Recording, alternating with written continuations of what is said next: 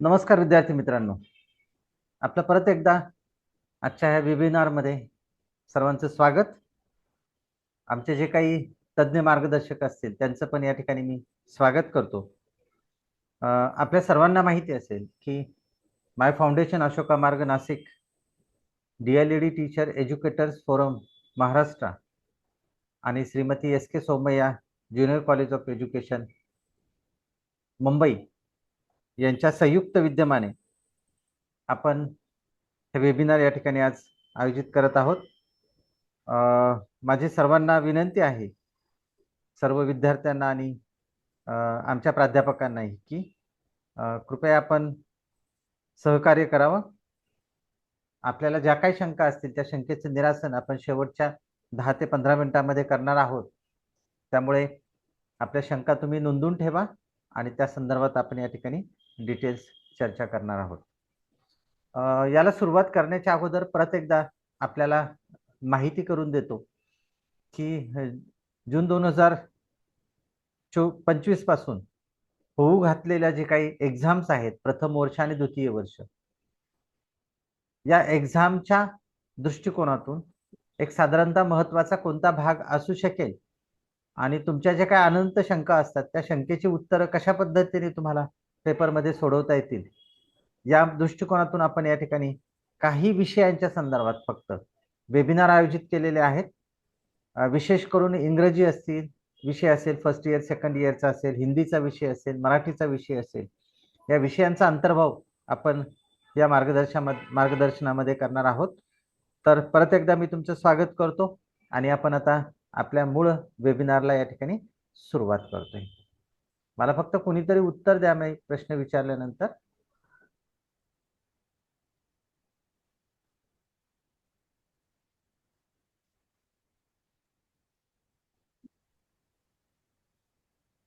Slide दिसते प्रत्येकाला?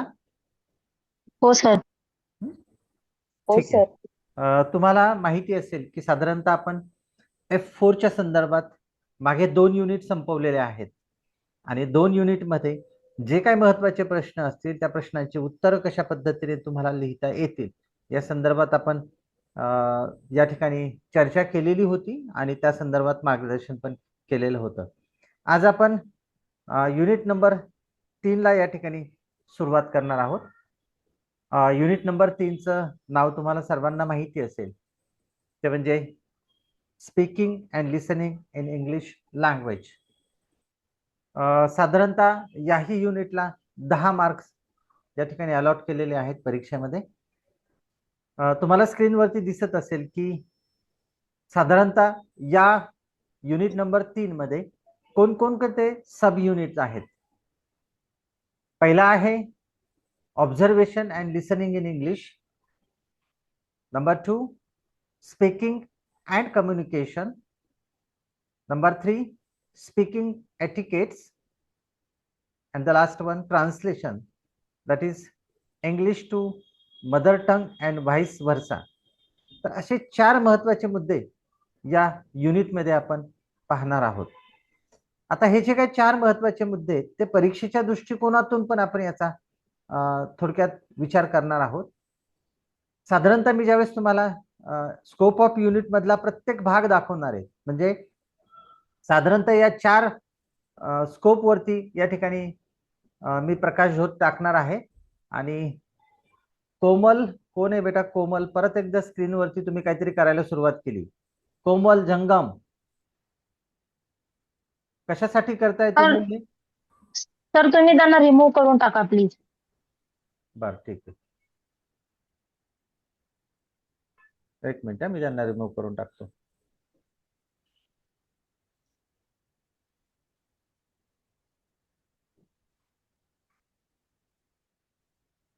ठीक आहे. तर हे जे 4 युनिट्स आहेत, सब युनिट्स आहेत, त्यामधला महत्वाचा भाग थोडा 1-2 मिनिटांमध्ये मी सांगतोय. आतापर्यंत जर सगळे प्रश्न मी तुम्हाला दाखवणार असेल, प्रत्येक भागावरचे सगळे प्रश्न दाखवणार आहेत, याच्यामध्ये तुमच्या निदर्शनात एक गोष्ट निश्चित येईल की स्पीकिंग एटिकेट्स वरती एक 2-3 वेळा प्रश्न आतापर्यंत आलेले आहेत. 2016 पासूनच्या नवीन अभ्यासक्रमामध्ये आतापर्यंत जेवढ्या परीक्षा झालेल्या आहेत त्या प्रत्येक परीक्षेच्या दृष्टिकोनातून जर विचार केला तुम्ही, त्या स्पीकिंग एटिकेट्स वरती एक 3-4 वेळा कदाचित प्रश्न विचारलेला असेल, तो पण मी दाखवणार आहे. उरलेले जे काही भाग असतील म्हणजे observation and listening in English याच्यावरती भरपूर प्रश्न आलेले आहेत. स्पीकिंग अँड कम्युनिकेशन याच्यावरती पण भरपूर प्रश्न आलेले आहेत. आणि चौथा जो भाग आहे ट्रान्सलेशन, याच्यावरती तर सगळ्यात जास्त प्रश्न आलेले आहेत. आणि म्हणून आपला जो काही टॅग लाईन आहे आजची, don't study hard, study smart, तर मग आपण या विषयाचा युनिट नंबर 3चा अभ्यास करताना कोणकोणत्या सब युनिट वरती आपण फोकसिंग करणार आहोत याचं डिटेल मार्गदर्शन मी या ठिकाणी आपल्याला करणार आहे. आता आपण याच्यातल्या पहिल्या भागाला सुरुवात करूया, observation and listening in English language. तर याच्यामध्ये आतापर्यंत विचारले गेलेले प्रश्न हे पुढील प्रमाणे असतील. तुम्ही प्रत्येकाने पटकन त्याचा स्क्रीनशॉट घेऊन ठेवा, so that it will be very useful while studying this unit. आता पहा, क्वेश्चन नंबर 1 होता, what are the importance of observation in learning English. June 2018 ला प्रश्न आलेला होता 2 मार्कासाठी. Question number 2, state the difficulties in listening. June 2019 ला 2 मार्कासाठी प्रश्न आलेला होता. Number 3, how will you use sub skills of listening while developing listening skill. May 2022 ला 2 मार्काला प्रश्न आलेला होता. Number 5, explain the importance of observation. June 2017 ला 3 मार्कासाठी प्रश्न आलेला होता. Explain the sub skills of listening. June 2017 ला 3 मार्काला प्रश्न आलेला होता, म्हणजे एकमेकाला और पडलेले होते प्रश्न. Number 7, how will you test the listening skill of your students. November 2017 ला 3 मार्कासाठी प्रश्न पडलेला होता. त्यानंतर 8वा प्रश्न, suggest some tips for being a good listener. June 2019 ला 3 मार्कासाठी प्रश्न पडलेला होता. तर एक साधारणतः अशा पद्धतीचे 8 प्रश्न तुम्हाला ऑब्झर्वेशन अँड लिसनिंग स्किल याच्यावरती दिसून येतील. आता याच्यातले जे महत्वाचे प्रश्न आहेत यांचा आपण या ठिकाणी आता थोडक्यात कशा पद्धतीने त्यांची उत्तरं लिहिता येतील तर त्याचा आपण या ठिकाणी विचार करणार आहोत. आता एक 2-3 वेळा सब स्किल्स वरती प्रश्न पडलेला होता, तो तुम्हाला दिसेल. जून 2017 ला एक पडलेला होता आणि मे 2022 ला एक पडलेला होता.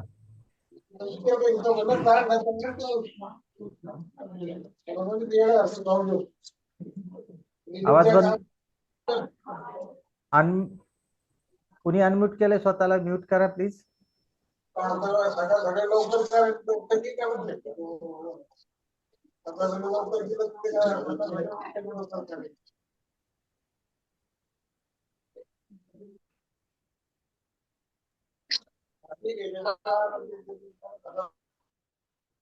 ठीक आहे. हे जे काही 2 प्रश्न पडलेले होते त्याची साधारणतः उत्तर कशा पद्धतीने तुम्हाला लिहिणं अपेक्षित आहे. मित्रांनो, सब स्किल्स ऑफ लिसनिंगची युट्यूब लिंक की ज्याच्यावरती मी अगोदरही एक लेक्चर टाकलेलं आहे युट्यूबला, तर त्याची लिंक पण मी या ठिकाणी खाली दिलेली आहे, जी ब्ल्यू कलर मध्ये दिसते. ती लिंक आहे. तुम्ही ते लिंक कॉपी पेस्ट करून जर युट्यूबला गेलात तर you will gate details about the sub skills of listening skill. आता हे जे 2 प्रश्न आहे, पहिले ते 2 प्रश्न समजून घ्या कशा पद्धतीचे. How will you use sub skills of listening while developing listening skill. आणि दुसरा प्रश्न आहे, explain the sub skills of listening skill. दोन्ही प्रश्नांचा अर्थ एकच आहे मित्रांनो, त्याच्यामुळे उत्तर एकच असणार आहे, फक्त प्रश्न हे वेगवेगळ्या पद्धतीने या ठिकाणी टाकायचा प्रयत्न केलेला आहे. खालच्या लिंक मध्ये तुम्हाला डिटेल्स त्याचं मार्गदर्शन मिळेल. जे आता मी देणार आहे त्याच्यापेक्षा जास्त पद्धतीचं मार्गदर्शन मी त्या लिंक मध्ये टाकलेलं आहे, त्यामुळे तुम्ही त्या लिंक वरती जाऊन या प्रश्नाचं उत्तर डिटेल्स पद्धतीने घेऊ शकणार. आता त्याच्यामध्ये जे काय खाली मी 5-7 पॉइंट दिलेले आहेत, 1 2 3 4 5 6 7 8 पॉइंट दिलेले आहेत. 8 पॉइंट मधले काही शब्द मी हे वेगळ्या कलर मध्ये दिलेले आहेत, रेड कलर मध्ये दिसतील. These are the keywords. हे कीवर्ड्स असतील ह्या प्रश्नाचे. म्हणजे लिसनिंग स्किल डेव्हलप जर करायचं असेल विद्यार्थ्यांचे तर सब स्किल्स कोणते आहेत, तर ते सब स्किल्स अशा पद्धतीने. मला माझ्या विद्यार्थ्यांचं लिसनिंग स्किल डेव्हलप करायचंय तर मला कोणकोणत्या सब स्किल्स वापरणं गरजेचं आहे. आता पहिल्यांदा म्हटलंय पास, student should understand and follow the, आणि मग त्याच्या पुढे लिहिले 1 number, correct sounds, correct pronunciations and correct articulations. म्हणजे सब स्किलचा जर प्रश्न लिहायचा असेल तर पहिलं सब स्किल्स कोणतं असायला पाहिजे, विद्यार्थ्यांना कोणतं समजलं पाहिजे. स्टुडंट शुड अंडरस्टँड, त्यांना समजलं पाहिजे, अँड फॉलो, आणि त्यांनी फॉलो केलं पाहिजे. काय तर करेक्ट साऊंड, विद्यार्थ्यांनी करेक्ट साऊंड समजला पाहिजे, शिक्षक कशा पद्धतीने करतायत. त्याचं प्रोनाउन्सिएशन कळालं पाहिजे, आणि त्याचं आर्टिक्युलेशन म्हणजे how that sound is produce, तो साऊंड कसा प्रोड्यूस केला जातो त्याला आपण आर्टिक्युलेशन असं म्हणतो. तर हे तिन्ही शब्द तुमचे कीवर्ड्स असतील त्या उत्तरांमध्ये. 1 number. 2 number, student should understand and follow the proper stress. म्हणजे युनिट नंबर 2 मध्ये पहा, स्ट्रेस, इंटोनेशन, पॉजेस हे सगळं महत्वाचं होतं तिथे. तेच या ठिकाणी पण अपेक्षित आहे की विद्यार्थ्यांनी काय समजलं पाहिजे की how teacher is using stress pattern while teaching, while reading. मग आता स्ट्रेस हे 2 प्रकारचे आहेत आपल्याला माहिती आहे. एक सेंटेन्स स्ट्रेस आहे आणि एक वर्ड स्ट्रेस आहे. तर हे दोन्ही स्ट्रेस विद्यार्थ्यांना समजले पाहिजे आणि विद्यार्थ्यांनी तशा पद्धतीने शिक्षकांचा फॉलो केलं पाहिजे. Okay, next one. 2 नंबरच्या चॅप्टर मध्ये व्हॉट इज स्ट्रेस आणि what are the types of stresses हे मी डिटेल दिलेले. You will get the detail thing that. Next, number 3, student should understand and follow correct intonations. म्हणजे शिक्षक ज्यावेळेस वाचन करत असतील, शिक्षक ज्यावेळेस बोलत असतील त्यावेळेस शिक्षकाने इंटोनेशन्स पॅटर्न फॉलो केला, जे करतात ते विद्यार्थ्यांना समजलं पाहिजे. म्हणजे मग इंटोनेशन कोणकोणते आहेत आपल्याकडे, तर आपल्या डीएडच्या अभ्यासक्रमामध्ये फॉलिंग इंटोनेशन आणि रायझिंग इंटोनेशन असे दोन्ही पण आहेत, जे दुसऱ्या चॅप्टर मध्ये आपण डिटेल्स पाहिलेले. मग फॉलिंग इंटोनेशनला कोणकोणते वाक्य कोणत्या प्रकारचे असतात, रायझिंग इंटोनेशनला वाक्य कोणकोणत्या प्रकारचे असतात, याचं डिटेल्स तुम्हाला चॅप्टर नंबर 2 मध्ये दिसेल की ज्याचा व्हिडिओ पण मी टाकलेला आहे. Next one, student should understand and follow pauses. आता पॉजेस म्हणजे काय, तर when you are reading, when you are speaking, you have to take some pause. तुम्हाला कुठेतरी थांबावं लागतं. That is the pauses. And pauses makes the meaning the sentence. म्हणजे ज्यावेळेस विद्यार्थी ऐकतात की शिक्षक पॉजेस घेऊन बोलतो त्यावेळेस विद्यार्थ्यांना त्या वाक्याचा अर्थ कळतो. म्हणजे pauses changes the meaning. So pauses are also very important. That is the sub skill. Next one, student should understand and follow the meaning of words. म्हणजे शिक्षक ज्यावेळेस वाचत असेल, बोलत असेल त्यावेळेस विद्यार्थ्यांचे सब स्किल्स काय असायला पाहिजे, कारण आपण विद्यार्थ्यांचं सब स्किल लिसनिंग डेव्हलप करतोय. मग विद्यार्थ्यांना काय कळालं पाहिजे, तर त्या प्रत्येक शब्दाचा अर्थ विद्यार्थ्याला कळाला पाहिजे आणि त्या पद्धतीने त्याने वर्तन केलं पाहिजे. फॉर एक्झाम्पल, शिक्षकाने जर कमांड दिली और जर इन्स्ट्रक्शन दिलं स्टँड अप, सिट डाऊन, तर विद्यार्थ्यांना कळालं पाहिजे व्हॉट इज स्टँड अप आणि मग त्यांनी तशा पद्धतीची कृती केली पाहिजे. It's related about the meaning of words. Sit down म्हटल्यानंतर विद्यार्थ्यांनी खाली बसलं पाहिजे. He should follow the instruction. So when students follow the instruction, I think that they are developing their listening skill. Next one, understand and follow the structure of sentences.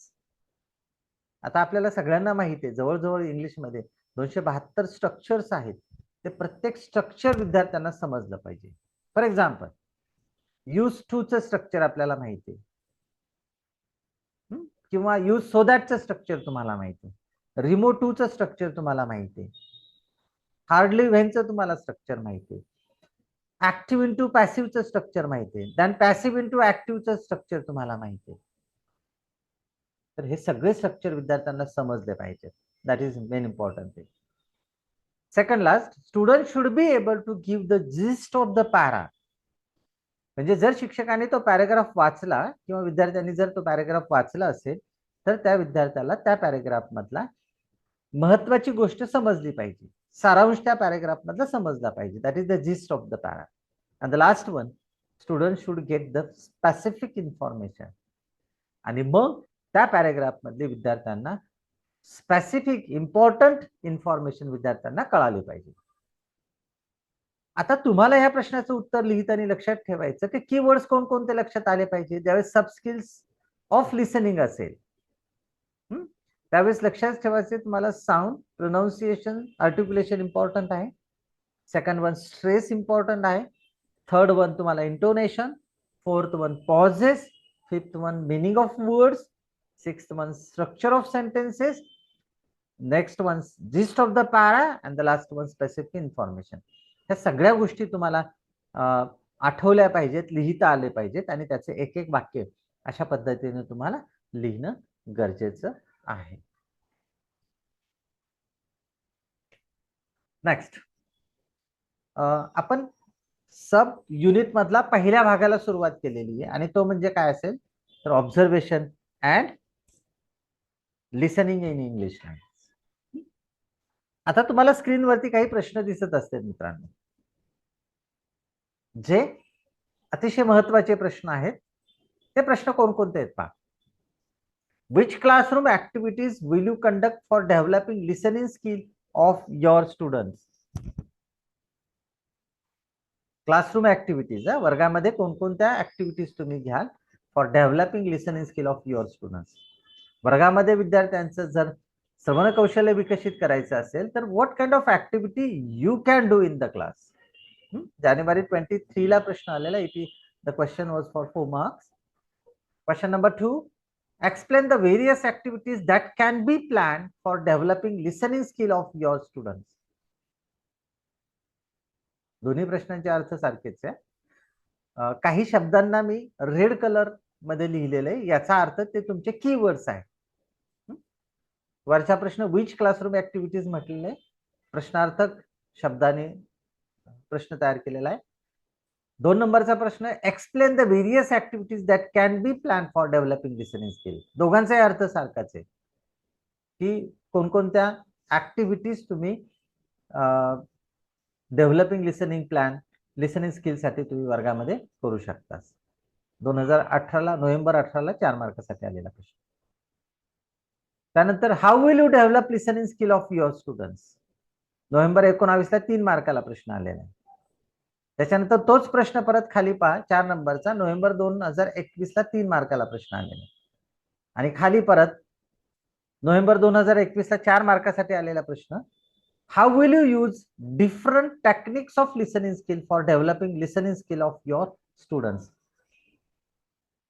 प्रश्न हा टेक्निक्सने आलेला आहे खाली. आणि ज्यावेळेस तिसरा आणि चौथा प्रश्नाचा तुम्ही विचार करणार तर त्यावेळेस पण तुम्हाला टेक्निकच लिहायचे, ते फक्त त्याच्यामध्ये शब्द नाही लिहिला त्यांनी. How will you develop listening skill of your students म्हणजेच what are the techniques that you are using while developing listening skill of your students. अशा पद्धतीचा तो प्रश्न असेल. So whatever the questions are there from 1 to 5, all questions carries the same answers here. So do the same thing. Just remind what would be the answer there. Okay. Now आता त्या प्रश्नाचं उत्तर लिहायचं असेल तर का पाहा, एकदम सोपं उत्तर आहे मित्रांनो, एकदम सोपं. प्रश्नाचा अर्थ लक्षात ठेवा. लिसनिंग स्किल विद्यार्थ्यांचं जर डेव्हलप करायचं असेल तर तुम्ही कसं कराल, किंवा लिसनिंग डेव्हलपिंग लिसनिंग स्किल साठी कोणकोणते तंत्र टेक्निक्स तुम्ही वापरणार, किंवा वर्गामध्ये कोणकोणत्या ऍक्टिव्हिटीज डेव्हलपिंग लिसनिंग स्किल साठी तुम्ही प्लॅन करणार किंवा कंडक्ट करणार. मग आता कोणकोणत्या ऍक्टिव्हिटीज आहेत, you will have all these on your screen. मी फक्त वाचणार आहे, I am not going to explain each and every activity.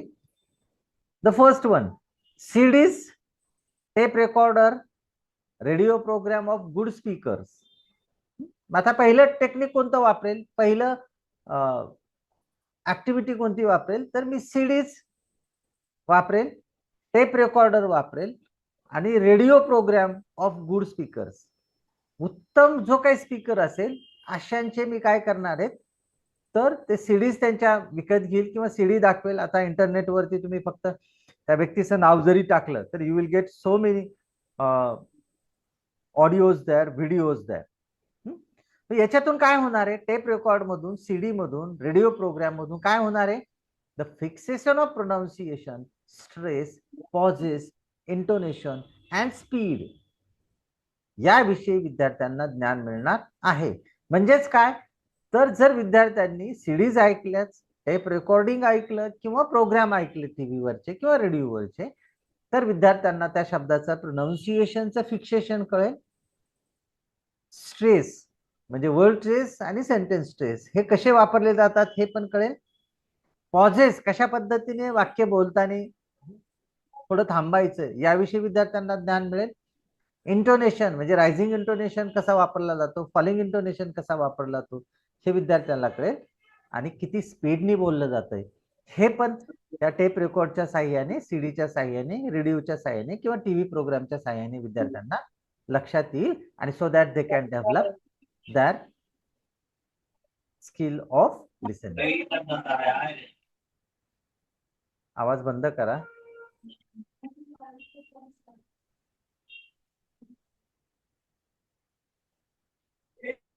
ठीक आहे, नेक्स्ट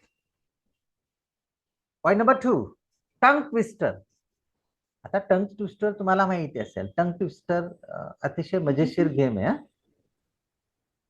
मी एक टंग ट्विस्टर तुम्हाला सांगतो का, try to understand what it.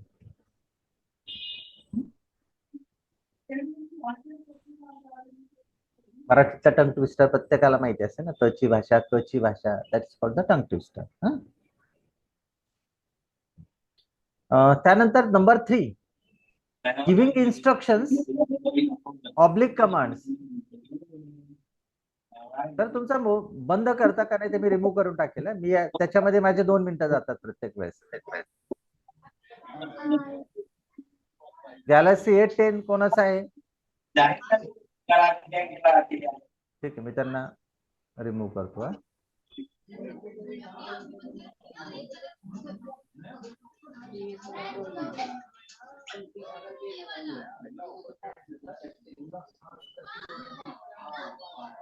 किती वेळा सांगितलं मी की तुम्हाला बंद करा ना, माईक चालू करायची काय गरज आहे तुम्हाला.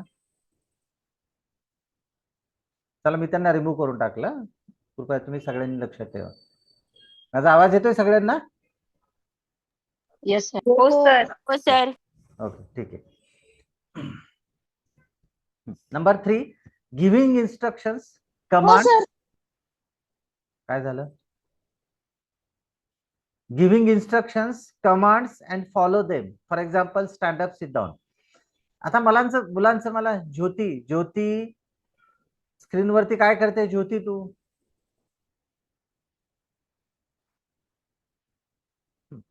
मग मला काय करायचंय, I have to give some commands or instructions. मला विद्यार्थ्यांना कमांड्स किंवा इन्स्ट्रक्शन्स द्यायच्यात आणि दिल्यानंतर त्या मुलांनी त्या फॉलो केल्या पाहिजे. म्हणजे त्यांचं काय होईल, लिसनिंग स्किल डेव्हलप होईल. म्हणजे काय करणार मी, विद्यार्थ्यांना स्टँडअप म्हणायला लावेल, सिट डाऊन म्हणायला लावेल, क्लोज युअर आईज म्हणायला लावेल, ओपन द डोर म्हणायला लावेल, switch on the button, switch off, put your book into your bag. I will give so many commands or so many instructions so that they should listen it very carefully and then they should follow or they should obey the instruction. जर मी ती instruction सांगितली आणि विद्यार्थ्यांनी जर ती ऐकली, याचा अर्थ त्यांचं लिसनिंग स्किल डेव्हलप होत आहे. That is the proof. So that is a good proof. Next one, point number 4, rhymes and songs, sorry rhythms and songs. Sorry राइम्सच आहे, not rhythm. Rhymes and songs म्हणजे तुम्ही छोट्या छोट्या राइम्स आपल्याला नेहमी माहिती आहे, Johnny Johnny, yes papa, eating sugar, किंवा सॉंग्स असतील, ललबाईज असतील, ह्या विद्यार्थ्यांना म्हणायला लावायच्या. सो दॅट त्याने काय होतंय, शिक्षकांच्या पाठोपाठ जरी म्हणायला लावलं तर they have to listen it very carefully and then they try to imitate the teacher.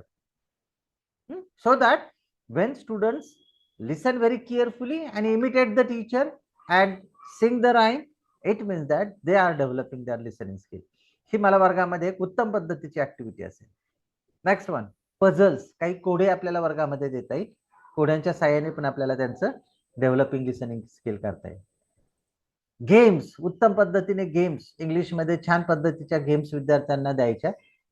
आणि त्या गेम्समध्ये विद्यार्थी, तुम्हाला सगळ्यांना माहिती आहे की it is very interesting topic for the students that they always like to play games, and through the games we definitely develop their listening skill. Or using the game, it is one kind of technique, or it is one kind of activity that can be planned, or that can be conducted in the class. Next one, minimal pairs. आता pair मध्ये आपल्याला काही विद्यार्थ्यांची activity करून घेता येते, जोड्या जोड्या लावून. दोन दोन विद्यार्थ्यांच्या जोड्या लावून आपल्याला त्यांचं लिसनिंग स्किल डेव्हलप करता येईल. Point number 8, description asking the question. आता डिस्क्रिप्शन म्हणजे काय, तर रीड अलाउड अ पॅसेज. एक पॅसेज वाचायचा मोठ्याने शिक्षकाने, and teacher should describe the passage.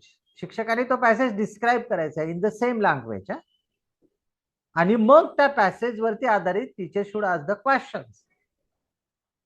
मग प्रश्न ज्यावेळेस शिक्षक विद्यार्थ्यांना विचारेल आणि प्रश्नांची उत्तरं जर विद्यार्थी द्यायला लागले, तर याचा अर्थ विद्यार्थ्यांनी तो पॅराग्राफ अतिशय बारकाईने ऐकलेला आहे, की जेणेकरून त्यांना त्या प्रश्नाचं उत्तर देता येते.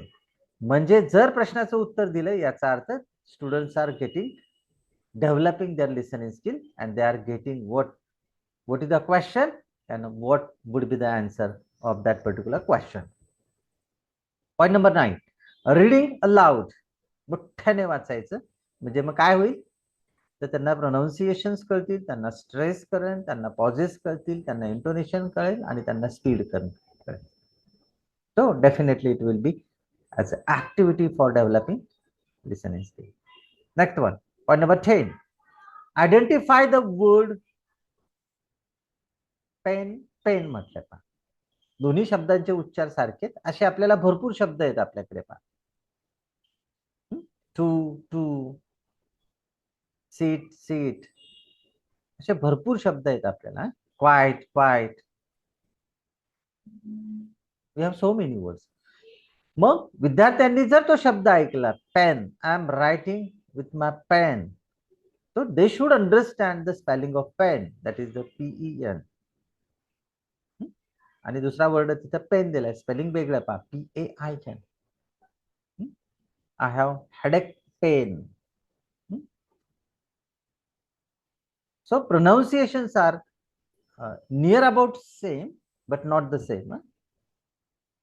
Near about same, but the spelling is different and the meaning is also different. So students should understand that one. Next one, match the following. जोड्या लावायच्या विद्यार्थ्यांना, की ज्याचा अर्थ जवळजवळ सारखा असेल. Next one, group discussion. So there should be a discussion topic in the group. ग्रुपमध्ये डिस्कशन करायला लावायचं. मग ते कदाचित डिबेट असू शकेल, ते एखाद्या विषयावरती सेमिनार असू शकेल, किंवा असे 4-4, 5-5 विद्यार्थ्यांचे ग्रुप तयार करून तुम्हाला डिस्कस त्या विद्यार्थ्यांना करायला लावायचं. याच्यातून फायदा डेव्हलपिंग लिसनिंग स्किल कसं होईल, तर ज्यावेळेस विद्यार्थी डिस्कशन करत असेल, त्यावेळेस दुसरा विद्यार्थी तो डिस्कशन ऐकेल, आणि ऐकल्यानंतर त्याच्या म्हणण्यानुसार तो त्याच्यामध्ये पार्टिसिपेशन करेल. So that is the good thing for developing listening skill. And the last one technique is role play. तर या टेक्निकच्या साहाय्याने विद्यार्थ्यांना आपल्याला ह्या डेव्हलपिंग लिसनिंग स्किल करता येईल. आता प्रश्नांमध्ये जे काय मी रेड इंकनी लिहिलेले आहेत ते तुम्ही लक्षात ठेवा.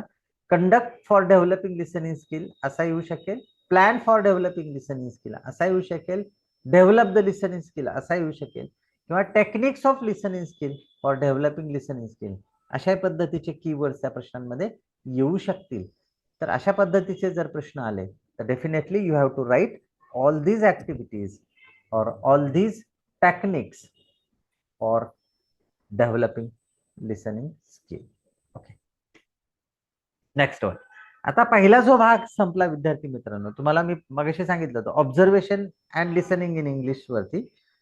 तर ऑब्झर्वेशन अँड लिसनिंग वरती 2 शब्द होते त्याच्यामध्ये, observation and listening in English.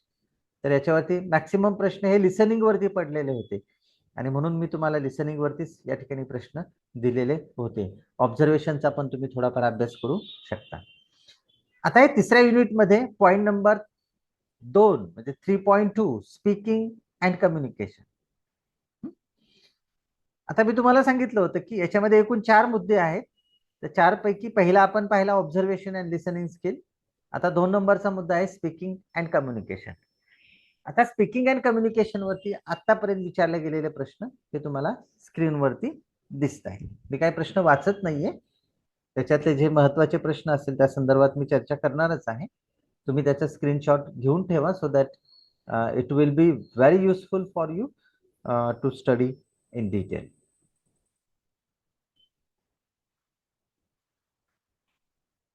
सरांनी स्क्रीनशॉट घेतला असेल असं मी गृहीत धरतो. आता याच्यामध्ये आधारित जे काही महत्वाचा भाग होता किंवा महत्वाचे जे काही क्वेश्चन्स होते ते तुम्हाला या ठिकाणी स्क्रीनवरती दिसत आहेत. आता नोव्हेंबर 2017ला तो प्रश्न विचारलेला आहे, आणखी पण तो विचारलेला आहे, माझ्याकडून लिहिलं गेलेलं नाही तिथे. प्रश्न होता what activities will you suggest to develop communicative skill of student. What activities will you suggest, application base वरती प्रश्न आहे. To develop communicative skill of your students, विद्यार्थ्यांचं संभाषण कौशल्य विकसित करण्यासाठी तुम्ही कोणकोणत्या कृती सुचवाल. तुम्हाला पर्सनल क्वेश्चन आहे. मग आता कोणकोणत्या communicative activities in our class आपल्याला होईल. तर I can conduct communicative activities in my class. मग त्याच्यातले 10-11 मुद्दे मी या ठिकाणी मांडलेले आहेत. पहिला मुद्दा आहे पहा, to find information. Communicative skill develop करण्यासाठी कोणकोणत्या ऍक्टिव्हिटी मी सुचवेल. पहिली activity to find information, information शोधायला लावेल. ब्रेक डाऊन बॅरियर्स, काही बॅरियर्स मी त्यांच्यामध्ये टाकेल, बॅरियर्स मध्ये अडथळे आणायचा प्रयत्न कराल. टॉक अबाउट सेल्फ, स्वतःविषयी विद्यार्थ्यांना बोलायला हवे. लर्न अबाउट द कल्चर, संस्कृतीविषयी मी विद्यार्थ्यांना शिकवेल. ड्रॅमॅटायझेशन, नाट्यकरण करायला भाग पाडेल मी विद्यार्थ्यांना. रोल प्लेइंग, एलोक्युशन डिबेट्स, एलोक्युशन कॉम्पिटिशन, त्याच्यामध्ये डिबेट्स मी वादविवाद स्पर्धेत विद्यार्थ्यांना भाग घ्यायला लावेल. टॉकिंग ऑन फोन, फोनवरती बोलायला हवे विद्यार्थ्यांना. लेटर्स रायटिंग करायला हवी. डिस्कशन, चर्चा करायला हवी. आणि स्पीच द्यायला लागेल. आता प्रश्नच असा होता की कम्युनिकेटिव्ह स्किल, संभाषण कौशल्य विकसित करण्यासाठी ह्या सगळ्या 11 गोष्टी महत्वाच्या आहेत आणि ह्या गोष्टी करायला लावल्या की त्यांचं कम्युनिकेटिव्ह स्किल, भाषण कम्युनिकेशन त्यांचं वाढेल. सुसंवाद कौशल्य ते त्यांचं चांगल्या पद्धतीने वाढेल. एक साधारणतः तुम्हाला या सगळ्या गोष्टींचा या ठिकाणी नमूद करणं गरजेचं आहे. त्यानंतर what are the objective of teaching speaking, याच्यावरती मला वाटतं एकदा का दोनदाच प्रश्न पडलेला आहे. एकदाच प्रश्न पडलेला आहे नोव्हेंबर 2018ला. त्यानंतर मात्र याच्यावरती प्रश्न पडलेला नाही. ऑब्जेक्टिव्ह विचारले की इंग्रजी बोलण्याचं कौशल्याच्या पाठीमागची भूमिका काय, ऑब्जेक्टिव्ह काय त्याचे. टीचिंग स्पीकिंग, स्पीकिंग की शिकवण्या पाठीमागचे ऑब्जेक्टिव्ह कोणकोणते. तर एक साधारणतः हे 10 ऑब्जेक्टिव्ह आहेत. पहिलं ऑब्जेक्टिव्ह पहा, to help the students to produce the distinct sounds of English language. Mayuri बेटा तू परत स्क्रॅचेस करायला लागली. मयुरी बोराडे का कोण आहे. मी इंग्रजी का शिकवावं विद्यार्थ्यांना, बोलायचं का शिकवावं. तर पहिली गोष्ट आहे to produce the distinct sounds of English language. वेगवेगळ्या पद्धतीचे साऊंड्स विद्यार्थ्यांना प्रोड्यूस करता आले पाहिजे. That is main important thing. म्हणजे you know that we have 44 sounds and every sound is different from another sound.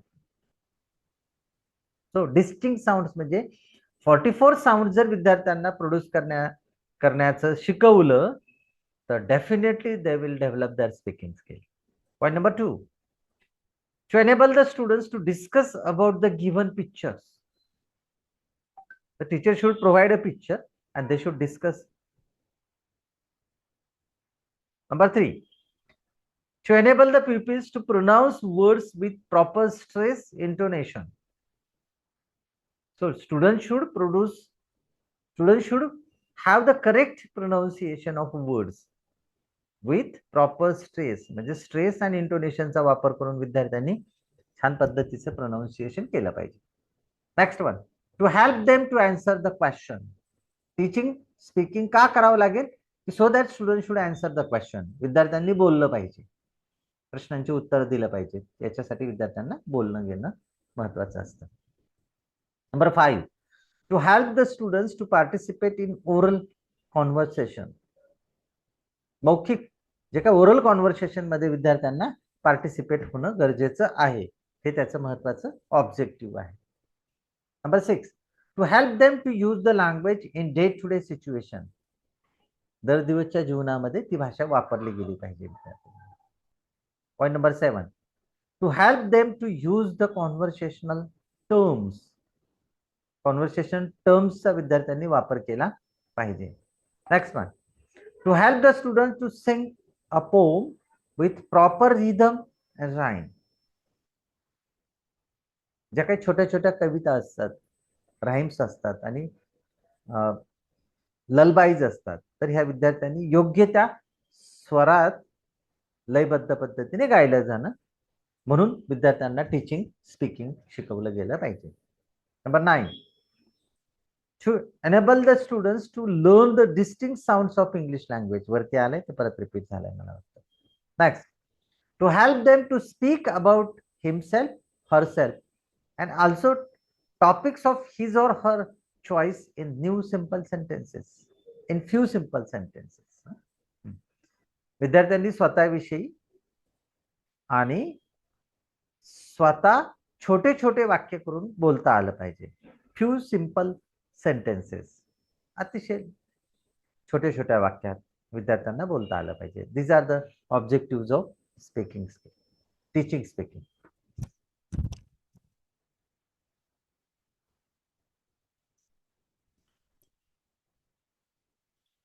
Next one, what are the qualities of good speaker. मी काय वाचत नाही विद्यार्थ्यांना, तुम्ही स्क्रीनशॉट जर घेतला तर मला वाटतं चांगलं होऊन जाईल. प्रश्न समजून घ्या फक्त. What are the qualities of good speaker. उत्तम वक्त्याच्या क्वालिटीज कोणकोणत्या आहेत, म्हणजे कोणाला तुम्ही उत्तम वक्ता म्हणाल. तुम्हाला अनेक शिक्षक वर्गांमध्ये शिकवता पहा, काही शिक्षकांचंच प्रभावीपणे होतं, तर ते प्रभावीपणे होण्याच्या कोणकोणत्या क्वालिटीज आहेत ते तुम्हाला सगळं दिसेल पहा. Number 1, do not speak very लाऊडली. तर बेंबीच्या देठापासून जर शिकवत कुणी असेल तर तो उत्तम स्पीकर नाही आहे. म्हणजे उत्तम स्पीकर कधीही जोराने मोठ्याने बोलत नाही. Number 2, do not speak very fast और व्हेरी स्लोली. एकदम जोराने किंवा एकदम सावकाश त्याने बोलता कामा नये. आणि जर तसा बोलत असेल तर मला वाटतं तो योग्य स्पीकर असणार नाही. Point number 3, speak naturally. नैसर्गिकता असायला पाहिजे, कृत्रिम पद्धतीने बोलू नका. याचा अर्थ तुमची भाषा शैली नैसर्गिक असायला पाहिजे, तुमचं बॉडी लँग्वेज नैसर्गिक असायला पाहिजे. Next one, use simple language. साधी साधी भाषा वापरा.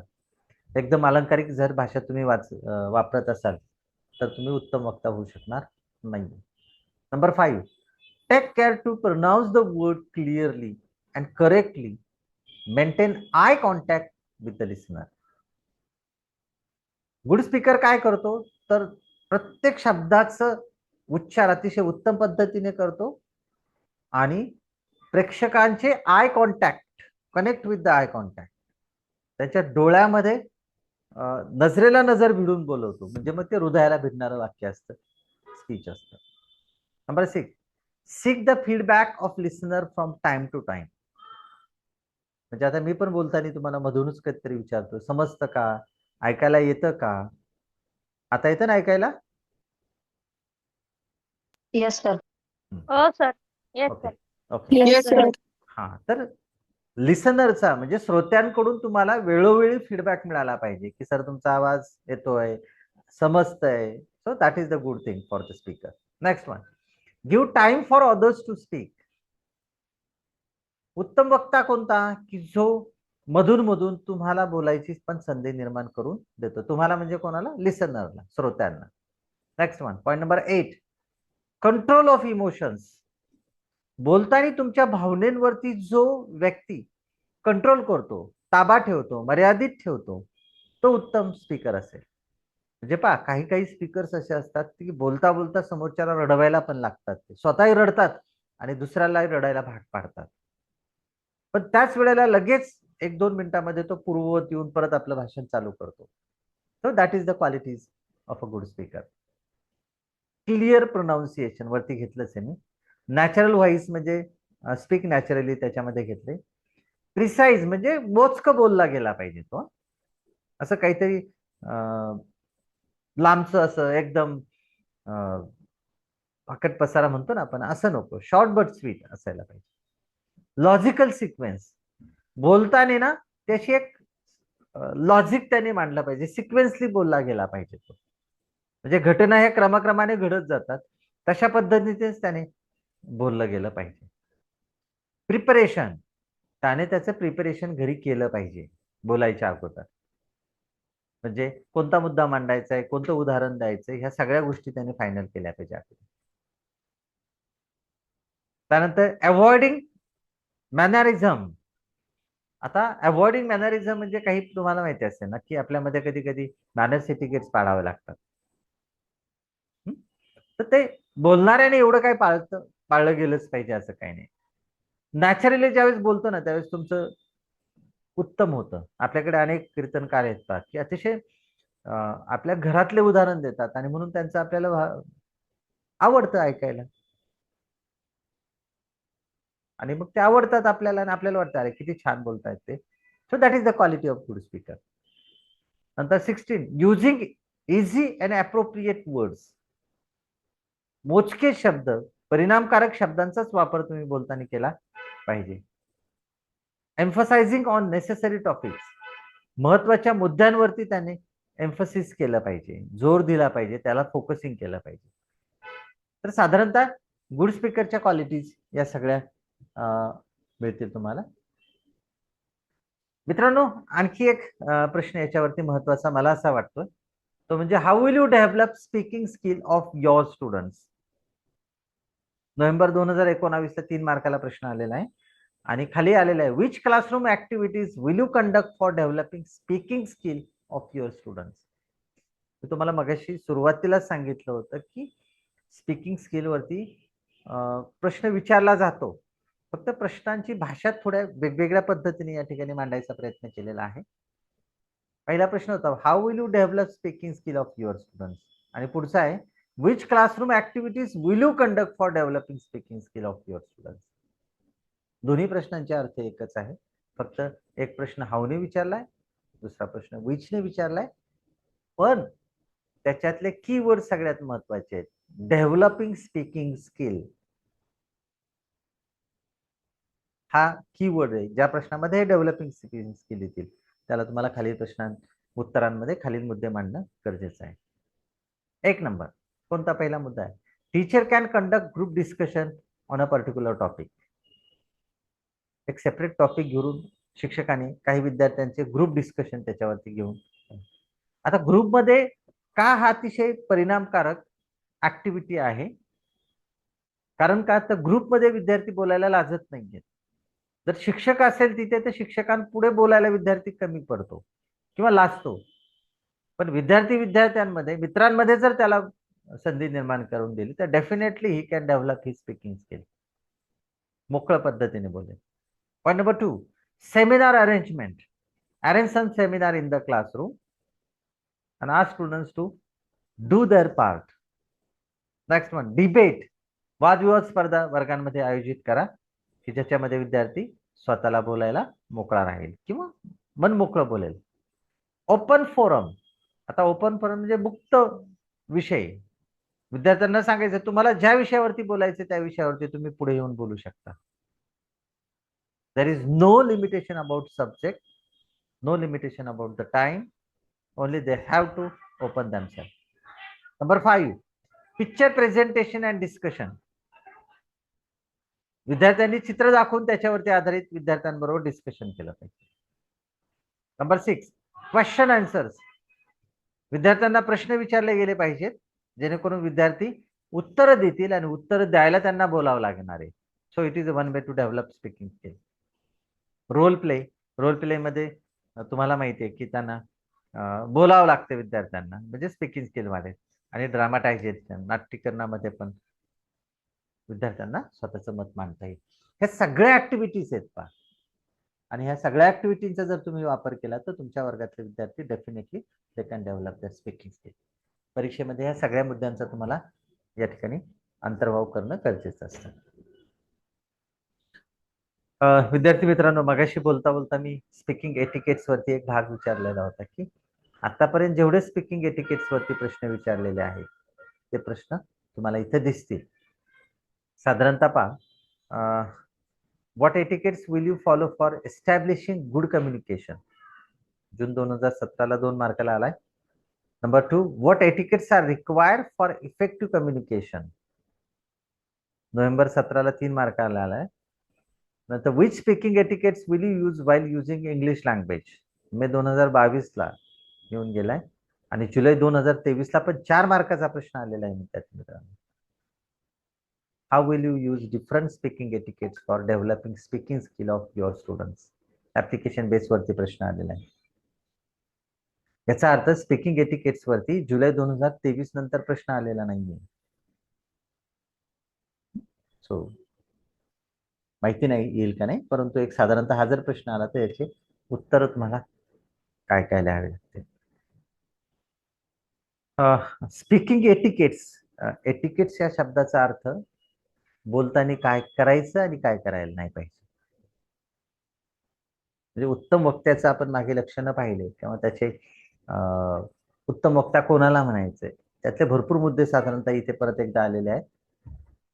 तुम्ही एक गोष्ट लक्षात ठेवा, जेव्हा स्पीकिंग एटिकेट्स म्हणजे 4 चौघांमध्ये जर मी माझं मत मांडत असेल तर मी कोणकोणत्या गोष्टीकडे कानाडोळा केला पाहिजे, कोणकोणत्या गोष्टी मी पाळल्या पाहिजे, काय केलं पाहिजे, काय करायला. पहिले, listen more than you talk. पहिली गोष्ट आहे स्पीकिंग एटिकेटची की भरपूर ऐका, बोलण्यापेक्षा इतरांचं जास्त ऐका. Number 2, prepare and speak. Preparation, तयारी केल्याशिवाय अजिबात बोलायचं नाही, हा स्पीकिंग एटिकेट्स आहे. Plan your speaking. कसं बोलायला पाहिजे याचं प्लॅनिंग करा, नियोजन करा. Number 4, wait for your turn. तुमचा ज्यावेळेस टर्न येईल, तुम्हाला ज्यावेळेस संधी मिळेल त्याच वेळेस तुम्ही बोला. Think carefully and then talk. विचारपूर्वक बोला, पहिला विचार करा आणि नंतर बोला. Number 6, don't interrupt. इतरांना मध्येच थांबवू नका, डिस्टर्ब करू नका. Number 7, look to all when speaking in group. ज्यावेळेस तुम्ही ग्रुपमध्ये बोलत असतात त्यावेळेस तुम्ही सगळ्यांच्या चेहऱ्यांकडे, सगळ्यांच्या डोळ्यांकडे पहा, एकाच व्यक्तीकडे पाहून बोलू नका. Number 8, don't speak about you all the time. ज्यावेळेस तुम्ही बोलत असाल त्यावेळेस स्वतःच्याच संदर्भात जास्त वेळ बोलू नका, नाहीतर लोक वाहवत जातात ना, स्वतःचीच माहिती सांगत बसतात आणि इतरांना ऐकण्याची काही गरज नसते ती, किंवा इतरांना आवडत पण नाही. त्यामुळे उदाहरणं स्वतःची द्या थोडेफार, परंतु प्रत्येक वेळेस स्वतःविषयी बोलू नका. 9, keep other people's privacy. Don't disclose others privacy. बोलता बोलता इतरांची प्रायव्हसी मात्र डिस्क्लोज करू नका, उघड करू नका. Number 10, look to the person to whom you are speaking.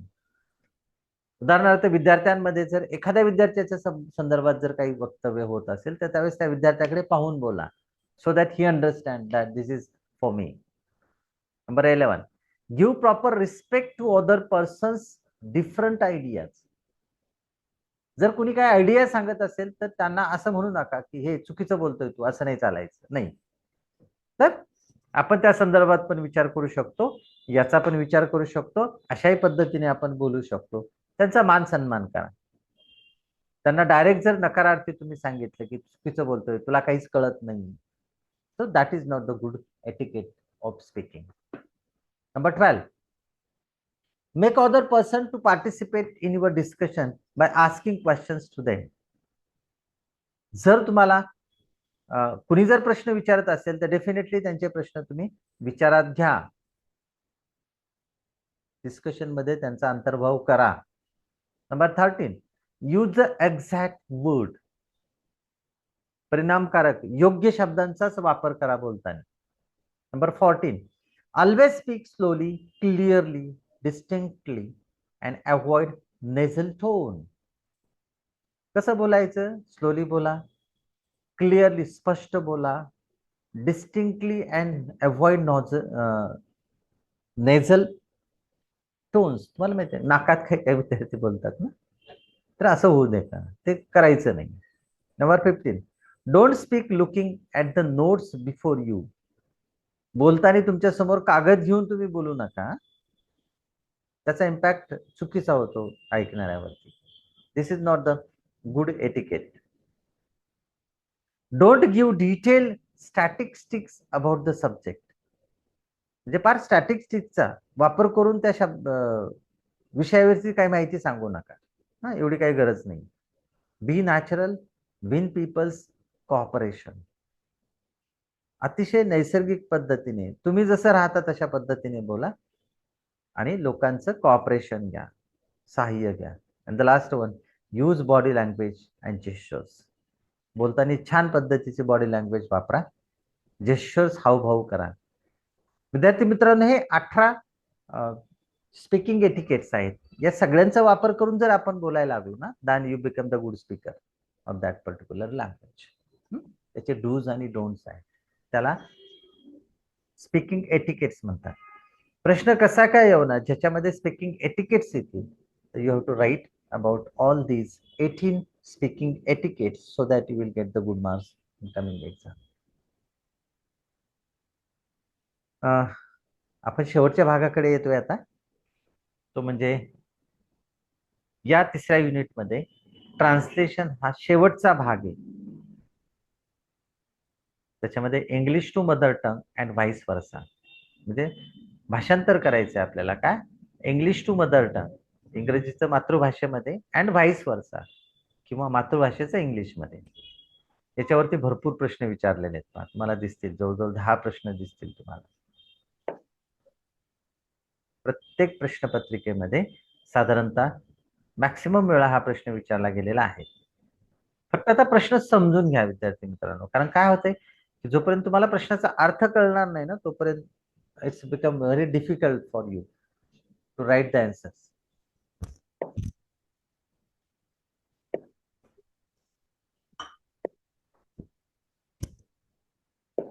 Question number 1, translation is creative art, explain. June 2017ला पहिल्याच परीक्षेमध्ये हा प्रश्न विचारला होता. त्याच्यानंतर मात्र हा प्रश्न कधी विचारला गेलेला नाहीये. Number 2, what should care be taken while translating from English to mother tongue. प्रश्न समजून घ्या. what should care be taken. Sagar mute कर स्वतःला. Sagar Rajput.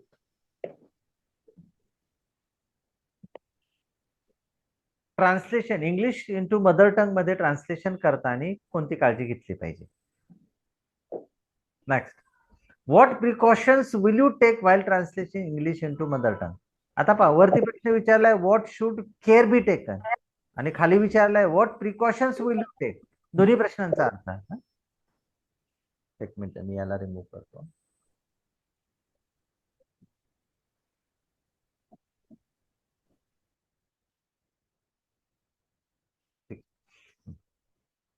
Number 4, what are the stages and steps in translation. हा वेगळा प्रश्न आहे वरच्यापेक्षा. त्याचे स्टेजेस आणि स्टेप्स कोणकोणते ट्रान्सलेशन, त्याचं उत्तर मी खाली दिलेलं आहे पुढे. Number 5, which points will you consider while translating English into mother tongue. आता पहा, प्रश्न क्रमांक 2, 3 आणि 5 तुम्ही जर व्यवस्थित पद्धतीने वाचले की ते प्रश्न रिपीट होतात, फक्त प्रश्नांची भाषा बदलली जाते. आता 5 मध्ये काय म्हटलंय, which points will you consider. कोणत्या मुद्द्यांचा तुम्ही विचार करणार English into mother tongue translation करताना. आणि 3 नंबरचा प्रश्न काय सांगत होता, what precautions will you take. Precautions म्हणजे दक्षता. कोणती दक्षता घेणार, translation from English into mother tongue. Same questions आहे ना, फक्त वर्ड्स मात्र शब्दांचं वेगवेगळ्या पद्धतीने या ठिकाणी वापर केलेला आहे. खाली व्हॉट प्रिकॉशन्स परत एकदा तोच प्रश्न आला. त्यानंतर 7वा प्रश्न पण what precautions will you take, जुलै 2023 ला 2 ला आला. क्वेश्चन नंबर 9 पहा, which step should be consider. आला का तो प्रश्न परत. आता वरती प्रश्न लिहिला, which points will you consider. 5 नंबरचा प्रश्न. समजतंय ना मी काय बोलतोय ते. Hello sir. Yes sir. Yes sir. Yes sir. Okay. 5 नंबरचा प्रश्न पहा, which points will you consider. आणि 9 नंबरचा प्रश्न, which step should be consider. मजेशीर प्रश्न आहेत ना. उत्तर त्यांचं जवळजवळ सारखं आहे, प्रश्नाची भाषा मात्र थोडी बदललेली. आणि खाली पण प्रश्न जून 2024 ला म्हणजे मागच्या परीक्षेला प्रश्न विचारलेला गेलेला आहे, which step should be consider while translating English into mother टंग. म्हणजे तुमच्या एक लक्षात येत असेल की प्रश्न जर पडला तर एक 2 पद्धतीचे प्रश्न फक्त याच्यात वेगळेपणा दिसतोय तुम्हाला. तो म्हणजे discuss the importance of translation, हा एक वेगळा प्रश्न दिसतोय. त्यानंतर what are the stages and steps in translation, हा एक वेगळा प्रश्न दिसतोय.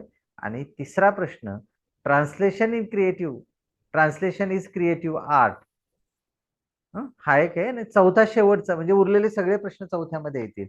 What precautions should be taken.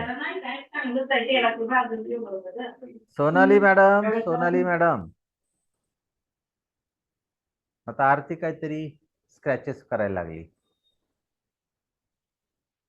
अरे तुम्ही जॉईन नका ना हो, तुम्हाला जर शक्य नाही ना होत ना, मेंटेन नाही होत तर नका हो ना जॉईन. तुम्ही नंतर व्हिडिओ पाहतो, व्हिडिओ मी अपलोडच करणार आहे, पण डिस्टर्ब नका करू प्लीज यार.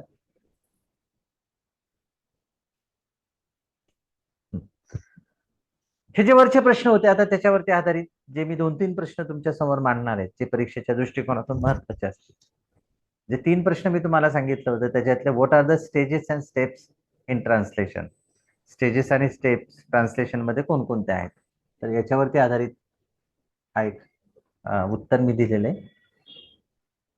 स्टेजेस अँड स्टेप्स कोणकोणते आहेत ट्रान्सलेशन म्हणजे, मला जर ट्रान्सलेशन करायचं असेल एखाद्या पॅरेग्राफचं इंग्लिश इंटू मदर टंग किंवा मदर टंग इंटू इंग्लिश करायचं असेल तर मी कोणत्या स्टेप्स आणि स्टेजेस केल्या पाहिजे.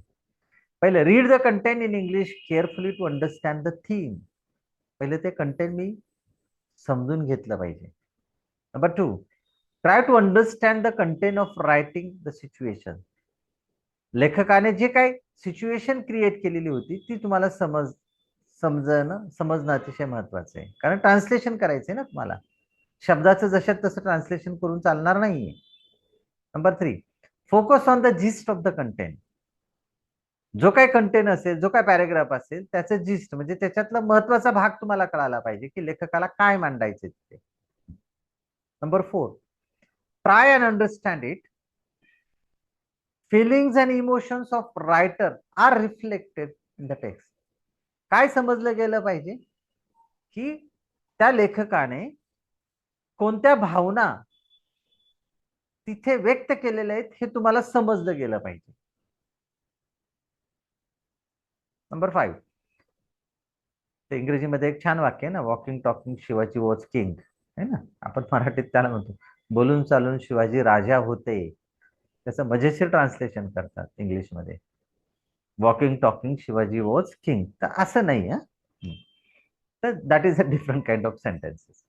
Number 5, identify the type of text bye it's nature, narrative और डिस्क्रिप्टिव्ह और letter.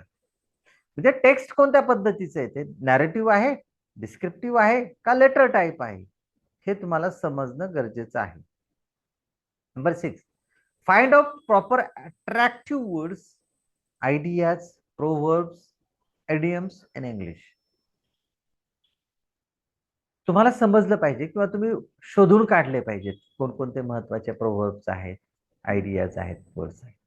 Number 7, after understanding the content thoroughly write it in your mother tongue.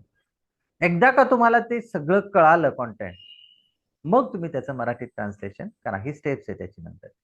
Next, if you do not find equivalent words you can use near synonyms और even change the words. आता translation करताना तुम्हाला माहिती आहे every word has a different meaning. प्रत्येक शब्दाला एक वेगळं मिनिंग असतं. पण ट्रान्सलेशन करताना जर तुम्हाला तो इक्विव्हॅलंट सारखा शब्द नाही सापडला तर तुम्ही त्याचा समानार्थी शब्द शोधा, सिनोनिम्स शोधा किंवा तो वर्ड चेंज करून टाका. Second last, decide on the proper tense and structure to be used. योग्य काळ आणि योग्य स्ट्रक्चरचा तुम्ही विचार करा. And the last one, use thesaurus multilingual dictionaries for better translation. डिक्शनरीचा विकिपीडियाचा वापर करून तुम्ही हे ट्रान्सलेशन करू शकता. I think that these are the 10 stages and steps. आता महत्वाचा तो म्हणजे what care should be taken while translating from English into mother tongue. आता मी हे जून 2019 तुम्हाला दिसत असेल, पण मागाशी मी प्रश्न सगळे दिलेले आहेत तुम्हाला. तर कोणकोणते, एकच मिनिट मी तो तेच काढून टाकतो म्हणजे तुम्हाला तो प्रॉब्लेम तयार होणार नाही.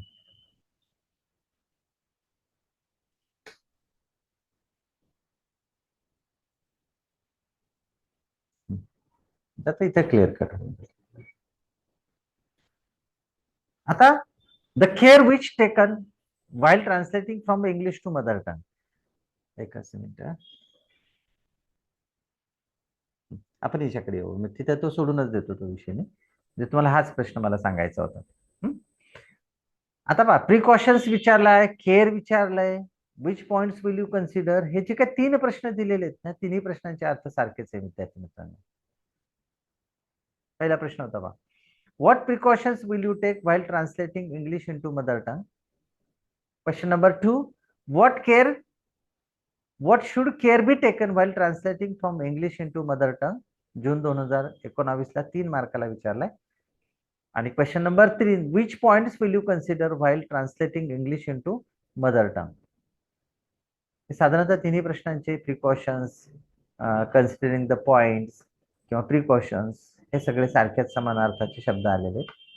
मग आता मी कोणकोणते प्रिकॉशन्स घेत पहा. प्रश्न हा ऍप्लिकेशन बेसवरती. मागे मी तुम्हाला सांगितलं ते विल यू असा ज्यावेळेस प्रश्नांमध्ये शब्द येईल त्यावेळेस तो तुम्हाला स्वतःचा पर्सनल रिस्पॉन्स द्यायचा आहे. आणि म्हणून उत्तर लिहिताना I will take following precautions while translating English into mother tongue असं स्टेटमेंट तुम्हाला सुरुवातीला लिहावं लागणार. आणि देन राईट द आन्सर. पहिलं, I will read the content English carefully. पहिलं काय प्रिकॉशन्स काय घेईल मी, कोणत्या गोष्टीचा विचार करेल किंवा कोणतं केअर मी घेईल, काळजी करेल. तर पहिली काळजी घेईल, पहिले प्रिकॉशन्स घेईल किंवा पहिलं पॉइंट कन्सिडर करेल तो म्हणजे I will read the content in English carefully. अतिशय काळजीपूर्वक इंग्रजीचं कॉन्टेंट मी वाचेल. Number 2, I should try to understand what is actual meaning of words. मी काय समजून घेईल, प्रत्यक्ष अर्थ काय त्या शब्दांचा ते पहिल्यांदा मी समजून घेईल. Number 3, I will try to understand the context of writing. लेखकाने तो लिहिण्याच्या पाठीमागची भूमिका काय आहे तो कॉन्टेक्स्ट मी या ठिकाणी समजून घेईल. Number 4, I will focus on gist of the content. आता मी प्रत्येक वाक्याची सुरुवात पहा, I should try, I will try असं लिहिलेलं आहे, कारण पर्सनल क्वेश्चन आलेला आहे, तो ऍप्लिकेशन बेस्ड प्रश्न आलेला आहे, त्यामुळे त्याची उत्तराची सुरुवात अशी करावी लागणार. Next, number 5, I should try to identify the type of text. म्हणजे तुम्हाला मागे सांगितलंय मी, लेटर होता का वेगळ्या पद्धतीने कॉन्टेंट होता हे तुम्हाला शोधायचं आहे. Next, point number 6, every single word is different from and its meaning is also, but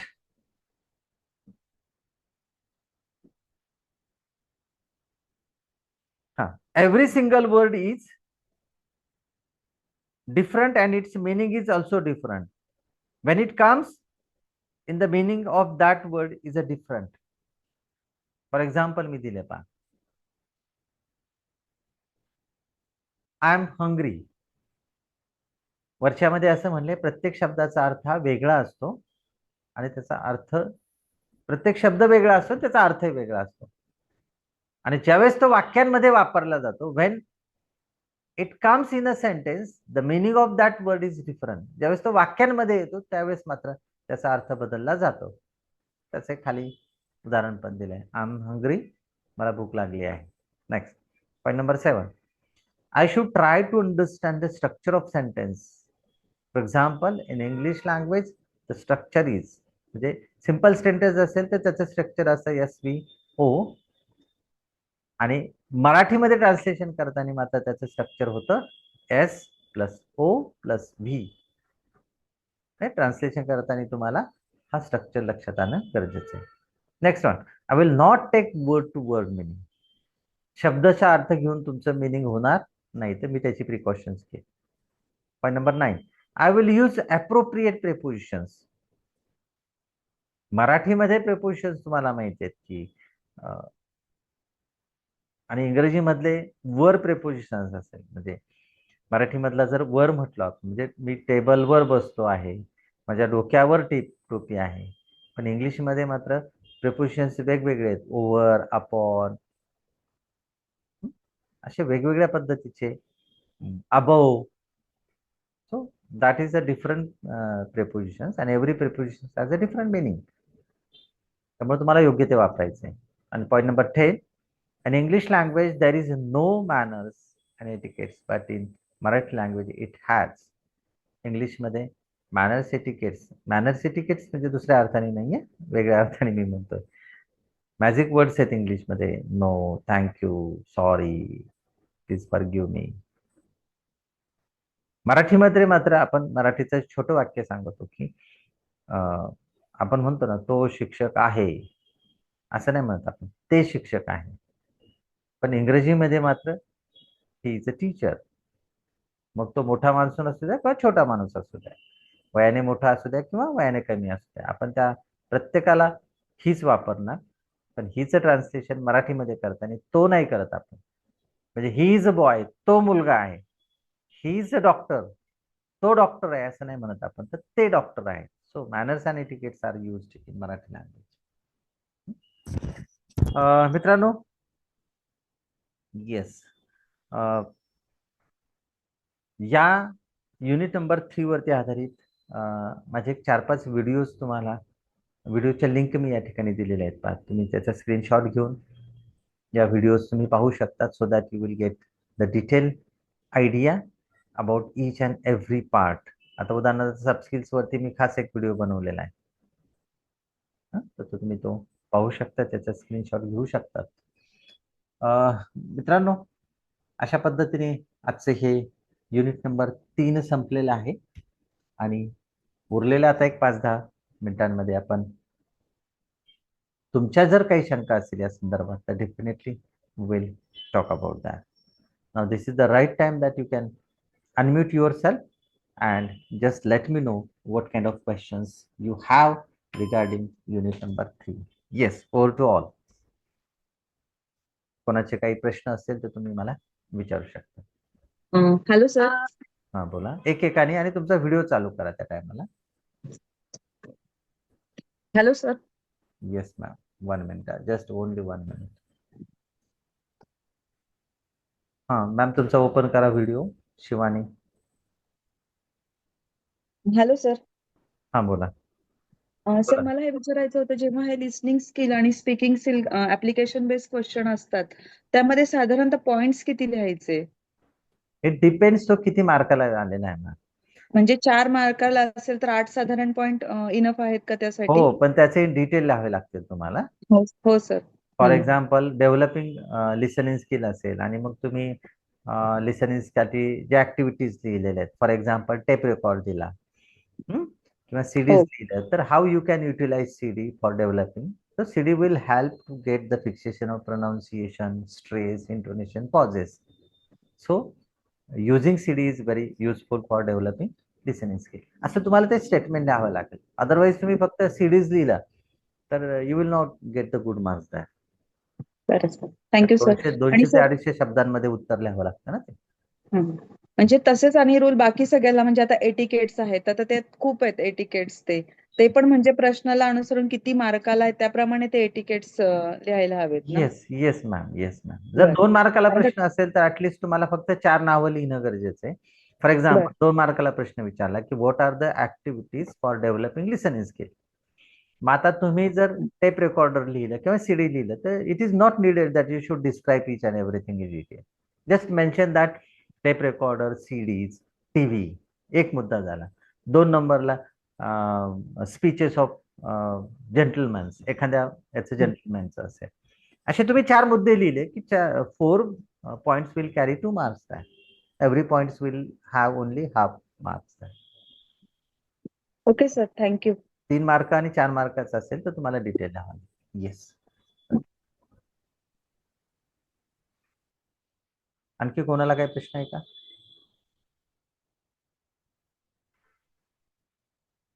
sir यातले ऑब्जेक्टिव्ह होऊ शकतात का?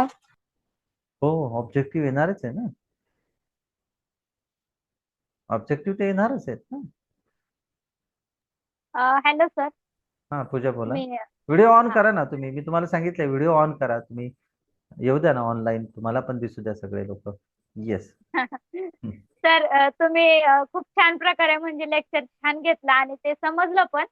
पण मी मराठी मीडियमला आहे ना, तर मला अशी भीती वाटते की मला स्पेलिंग येतील का नाही, नाही का असं. आणि छान प्रकारे मला एक ना एक प्रश्न समजला. पण ती लिहिण्याची भीती वाटते फक्त. नाही, आता तुम्हाला ती तयारी करावी लागेल मॅडम. हो सर. लिहिण्याची प्रॅक्टिस करा, रिमेंबरिंग करा व्यवस्थित पद्धतीने. पॉइंट टू पॉइंट असं सगळं मी मगाशी पाहते कीवर्ड सांगितले होते तुम्हाला. हो हो तर ते कीवर्ड्स तुमच्या डोक्यामध्ये असायला पाहिजे, तुम्हाला समजले पाहिजे ते कीवर्ड. सो दॅट हो हो हो कीवर्डचं मग एखादं वाक्य थोडं थोडं वाक्य लिहायला सुरुवात करा तुम्हाला. हो सर. प्रश्न तर सगळे समजून घेतले मी. तुम्ही छान प्रकारे एकदम उत्तम. सर पहिलाच घेतला असता ना आणखीन एकदम पक्क डोक्यात बसला असता. पहिलं पहिले घेतलं असतं. लेक्चर झालं म्हणजे तेच आधीपासून लेक्चर सुरू असतं तर एकदम छान प्रकारे डोक्यात बसलं असतं नाही का. अच्छा अच्छा अच्छा, म्हणजे लवकर करायला पाहिजे हा. होतं चालू असं म्हणायचं हो का? हो. आता ते परीक्षेच्या तोंडावर सगळं नाही का एकदम हे झालं, जमलिंग होते थोडस. अच्छा अच्छा, ठीक आहे ठीक आहे. हा. नेक्स्ट टाइमला विचार करू आपण. Thank you sir. येस. पूजा शिंदे. पूजा तुला काय विचारायचं का? चला, कोणाला काही प्रश्न नाही असं मला वाटतं. युट्यूब चॅनलच्या मी लिंक तुम्हाला देऊ का परत एकदा चॅट बॉक्स मध्ये टाकू का? सो दॅट हो सर. गरज आहे का चॅट बॉक्स मध्ये टाकायची? एकच मिनिट. ते शेअरिंग करून कॉपी करतो, तुम्हाला देतो लगेच.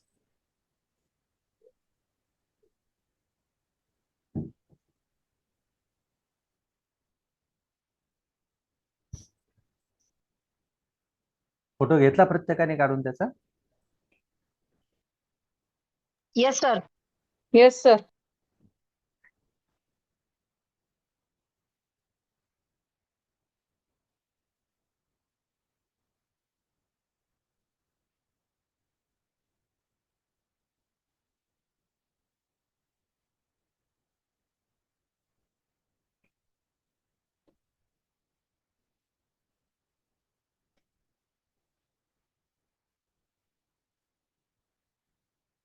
चॅट बॉक्स मध्ये टाकतो मी त्या लिंक.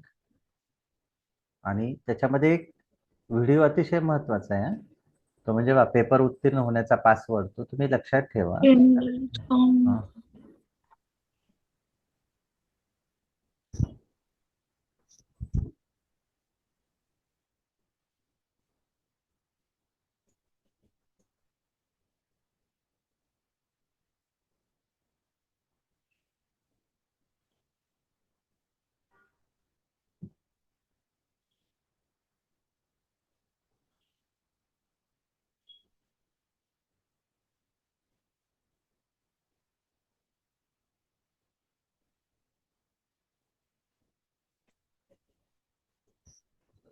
शेअरिंग झालंय का सगळ्या लिंक तुम्हाला चॅट बॉक्स मध्ये?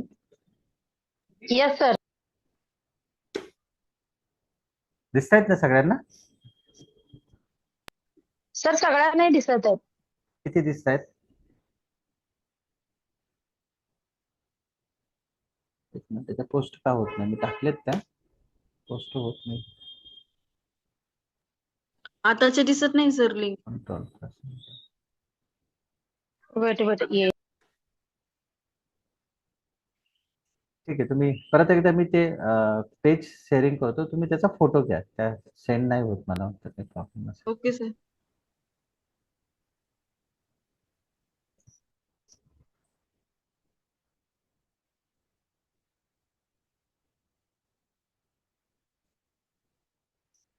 दिसतायत आता तुम्हाला फुल स्क्रीन वरती? Yes yes sir. Sir I capture the photo. हम्म.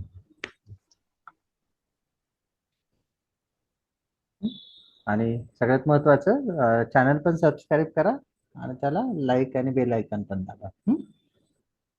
Yes sir. Yes sir. आणखी कोणाला काही प्रश्न आहे का आता?